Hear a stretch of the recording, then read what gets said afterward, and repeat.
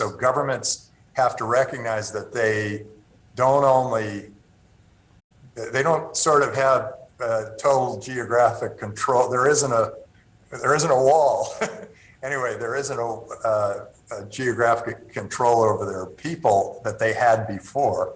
And they have to think in terms the way businesses think. They have to think, we have to be better than these other governments do, or we will lose and the other governments will win. Thank you, Tim. So Rob, let me ask you something that many people have been speculating about and what's on a lot of people's mind. In your opinion of how central bankers think and feel, what do you think how the Fed will respond to Bitcoin, either short term or long term, or to cryptocurrencies more generally? Yeah. So let me say this. The Fed is studying digital currency. It's studying this subject, and we should be. Many people have asked about what China the experiment they just announced. And only a comment I'll make is I would differentiate between a cryptocurrency like Bitcoin and the discussions that are being had about digital currency. For example, the China experiment, which is tied to the value of the underlying currency. So I think those are two separate things. And so the challenges on Bitcoin is how widely will it be adopted? Right now, it's clear it's a store of value.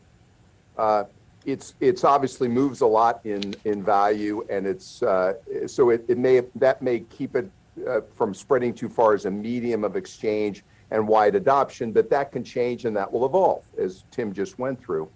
The discussions around the world on digital currency are slightly different in that a digital currency won't necessarily be a store of value. If you're worried about the value of underlying currency, digital currency is likely to be, for example, in China, is tied to the value of the underlying.